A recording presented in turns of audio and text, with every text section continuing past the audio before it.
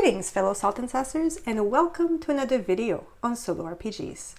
Today I want to talk to you about a game called In Dreams, which is a surreal solo storytelling game which comes not in a book but in a small deck of cards.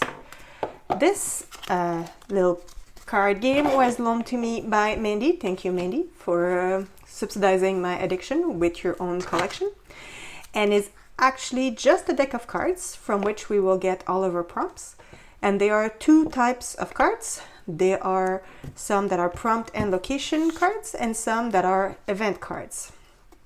So we will put these like so for now, and I will explain to you how the game is played. The game is actually explained through this tiny little manual here. It's an extremely straightforward game in terms of its mechanic and how to play. It's also very open-ended. I'll show you quickly how it goes, but basically you play for as long as it makes sense to play for the story you are creating. So the first thing we do when we play this game, I'll show you here, is to generate a character. So to do that, we will use this prompt deck, and we will reveal two cards, and we get 42 out of this two-digit number here. Sorry, try to be a bit more organized with my space. 42. So if we look here, 42, I am returning from battle. And I am, two more cards, 33, I am highly motivated. Before the dream end, I must, 32, return to 44, a higher being. I must return to a higher being. Okay, so that's interesting. So that's sort of the intro to this game. So all that this game says is we are traveling through a dream. We return from battle. We are highly motivated to return to a higher being. Now that's not a whole lot of backdrop, right? I'll take a moment to show you these cards because there's a lot of prompts in here, but there's also a lot of sort of very dreamy, I guess, dreamlike is the way, but like very sort of abstract-y images, which are meant to help you come up with what is going on in your story.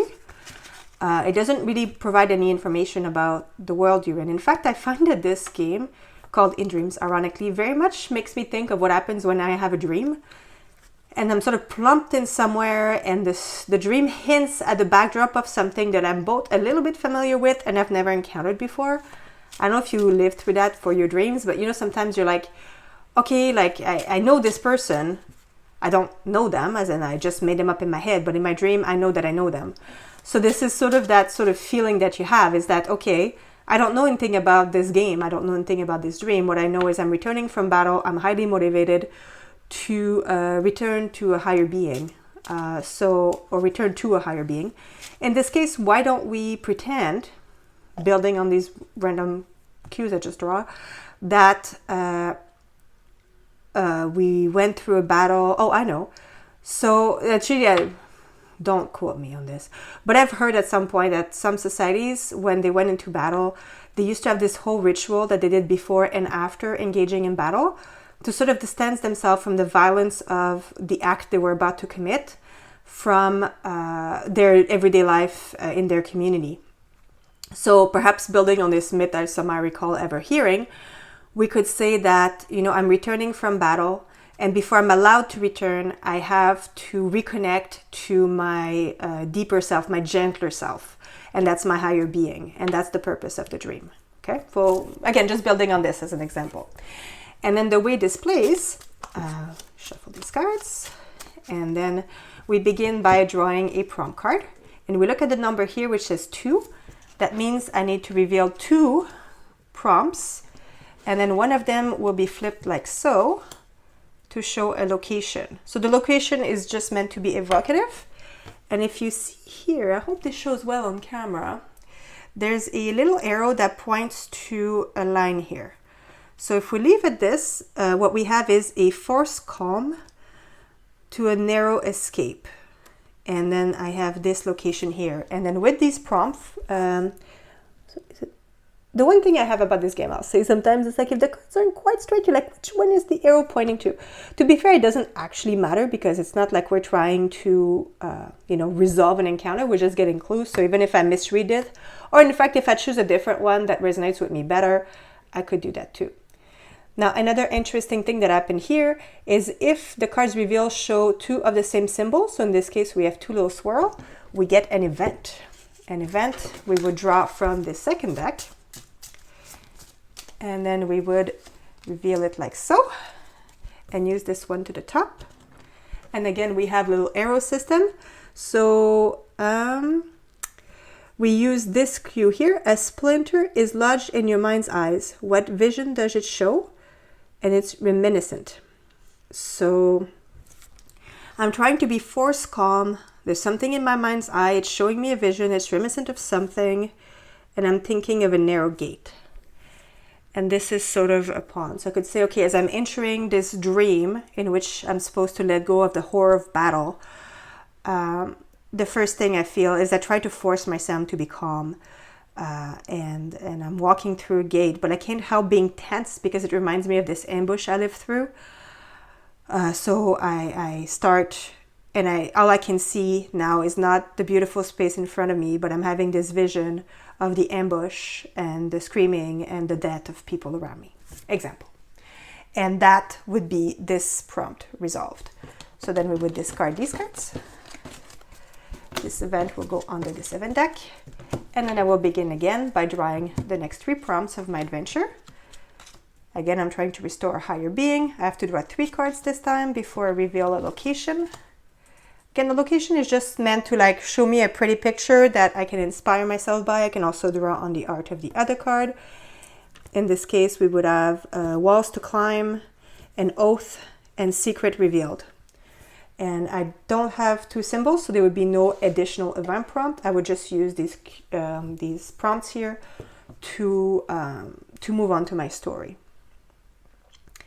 No, I'm not going to keep playing this game because that's literally how it is. I would chain in these ideas and these concepts with these images or whatever catches my eye to advance my story until such time as I resolved the dream I'm trying to have.